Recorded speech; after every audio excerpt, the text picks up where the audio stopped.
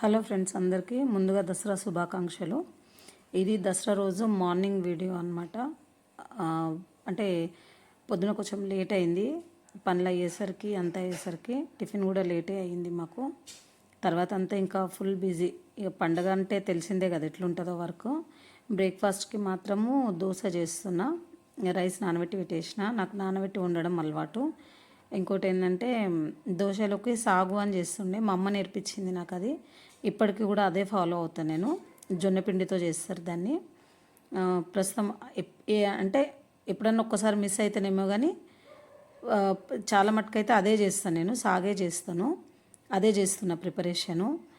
అయితే ఇంకా మధ్యాహ్నం దీని తర్వాత ఫస్ట్ బ్రేక్ఫాస్ట్ చేసేసి తర్వాత బళ్ళ పూజలని అదని ఇదని అయ్యేసరికి 3-4 అయిపోయింది. తర్వాత వేరే పని మీద బయటకు వెళ్ళాల్సి వచ్చింది. బయటకు వెళ్ళినాం, అప్పుడు వీడియో షూట్ చేసే ఎంత టైం లేకుండా ఉండే, సో తీయలేకపోయినా. జస్ట్ ఇది మార్నింగ్ది మాత్రమే.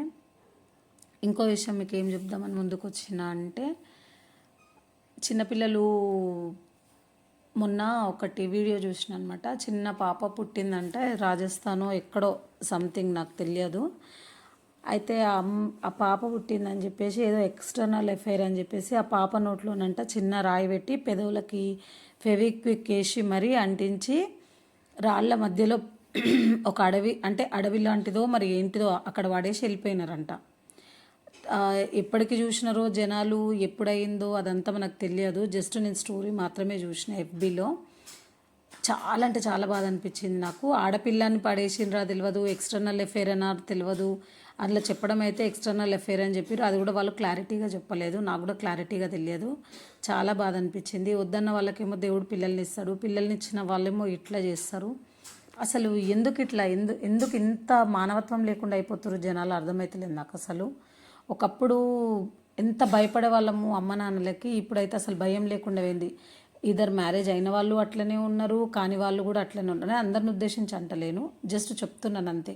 అంత భయం ఉంటే నువ్వు ఒకవేళ అమ్మాయికి మ్యారేజ్ అయిందనుకోండి, అట్లా చేయాల్సిన పని లేదు. అంటే మ్యారేజ్ అవ్వనట్టే కదా, పోనీ ఎక్స్టర్నల్ అఫేర్ అందాం అనుకుందాం. అట్లా ఉన్నప్పుడు 9 నెలల వరకు అయితే తెలిసిపోతుంది కదా తన భర్తకి కానీ ఇంట్లో వాళ్ళకి కానీ. ఇంకా సిచ్యువేషన్ ఏందని మనకు తెలియదు. పాప అయితే చాలా క్రిటికల్ కండిషన్లో ఉందంట, హాస్పిటల్లో ఉందంట, ట్రీట్మెంట్ ఇస్తున్నారంట.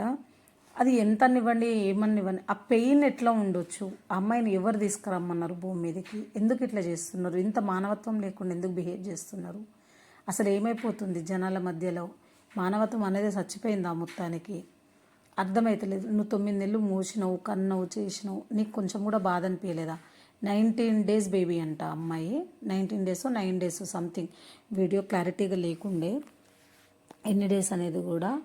అసలు తలుచుకుంటే వాళ్ళు బ్లర్ చేసే చూపించినారు వీడియో, కానీ అది చూసేంత ధైర్యం కూడా సరిపోలేదు, వినేంత ధైర్యం కూడా సరిపోలేదు. కానీ వీడియోలో చెప్పుదాము అనే ఒక్క రీజన్తో నేను చూడాల్సి వచ్చింది. అసలు నాకైతే పర్సనల్గా చాలా ఫీల్ అయినా. అసలు 2-3 డేస్ నా బ్రెయినే పని చేయలేదు అసలు. ఎంత ఆలోచించినా పిల్లలు లేక లక్షలు ఖర్చు పెట్టుకుంటున్నారు జనాలు.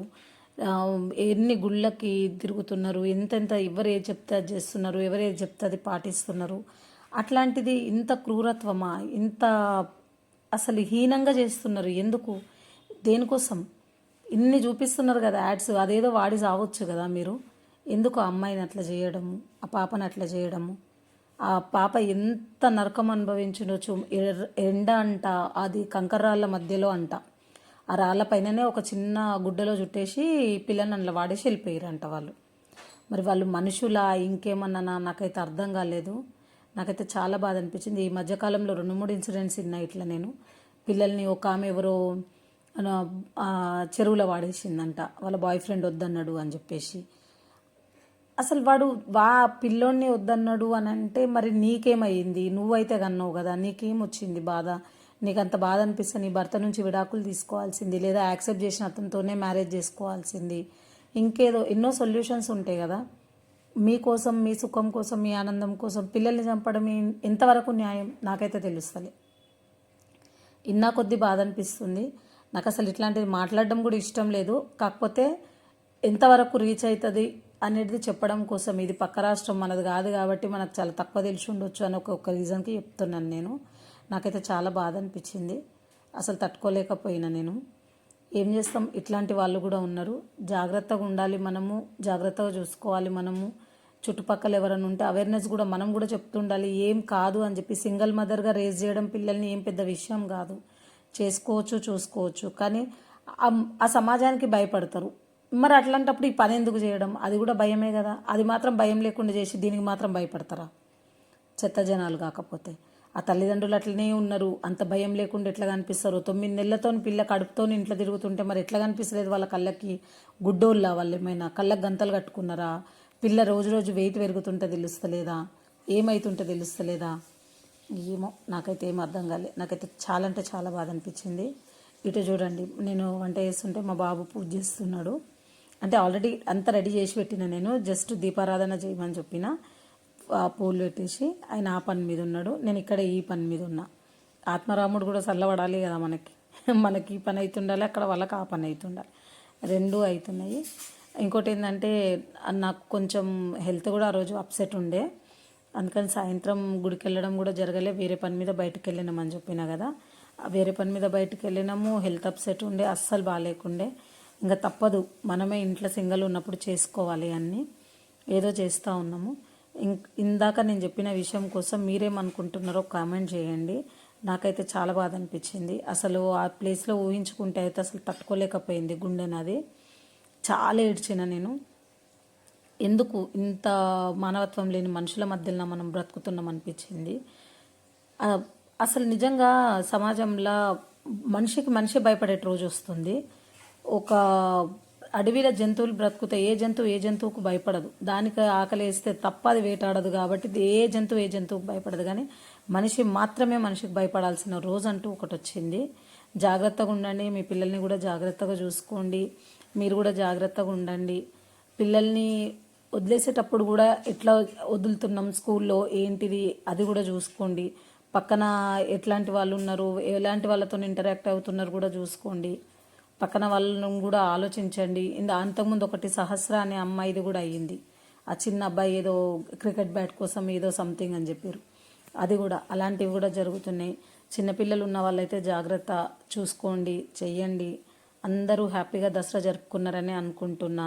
నాకైతే ఈసారి దసరా నా వరకు నాకు పర్సనల్గా అయితే ఏమంత ఇదిగా చేసుకోలేదు, జరపలేదు. నిజం చెప్పాలంటే నేను ఈవినింగ్ గుడికి కూడా వెళ్ళలేదు. చెప్తున్నా కదా, నా మనసు ఏం బాగాలేకుండే, హెల్త్ కూడా బాగాలేకుండే. కొన్ని ఇష్యూస్ వల్ల నేను కొంచెం నా మైండ్ డైవర్షన్తో నేను ఏం చేయలేకపోయినా. ఇష్యూస్ అంటే ఇంకా ఫ్యామిలీలో చాలా వస్తూ ఉంటాయి.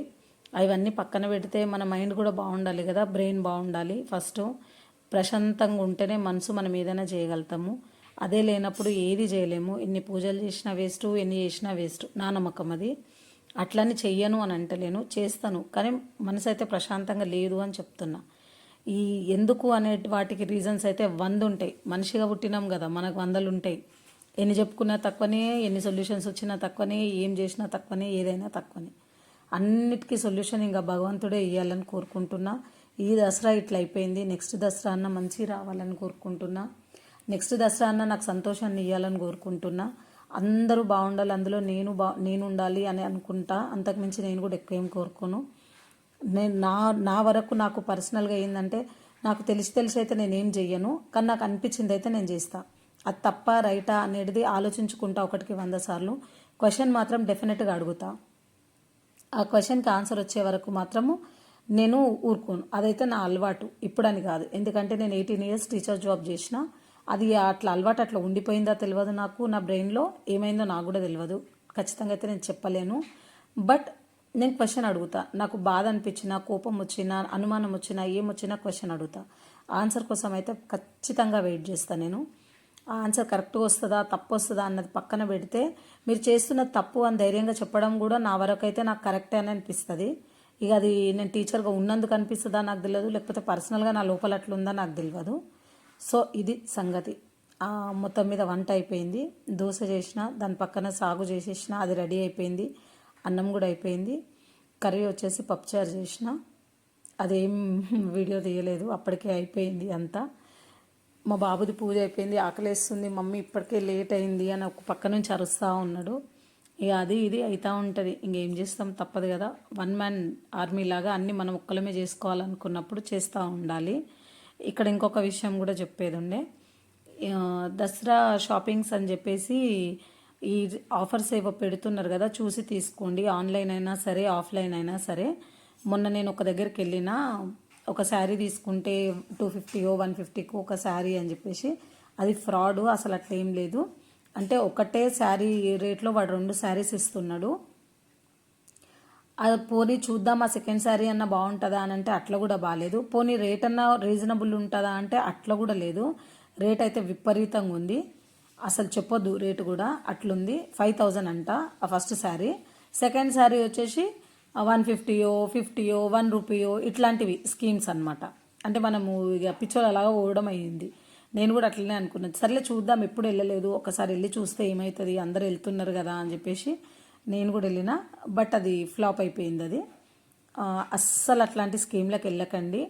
నార్మల్గా ఇలాంటి ఆఫర్లు లేనప్పుడే వెళ్ళండి, న్యాచురల్గానే తీసుకోండి. కానీ ఈ ఆఫర్లు ఉన్నాయని వెళ్ళి మాత్రం మోసపోకండి. ఆడు రెండు రేట్ ఒకటే దాంట్లో పెట్టిస్తున్నాడు. మనం ఒకటి ఫ్రీ కదా అని పోతే మాత్రం మోసపోయినట్టే.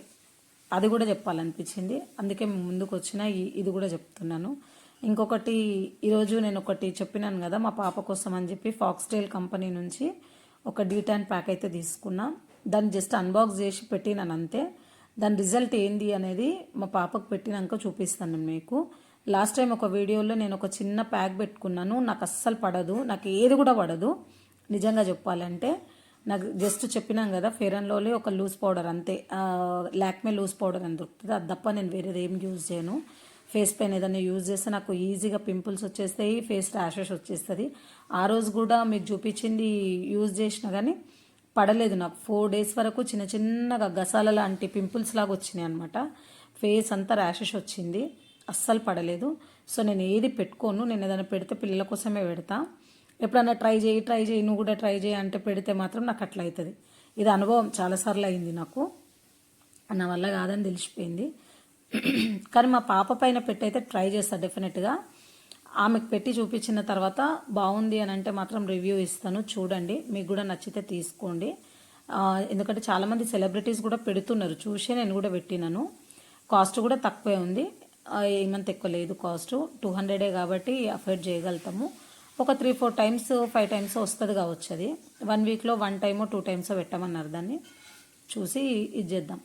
దసరా రోజు కూడా మార్నింగ్ అంతా మబ్బు ఉండే, వర్షం పడుతుందేమో అని చెప్పి ఫుల్ భయపడినా, కానీ వర్షం అయితే పడలేదు.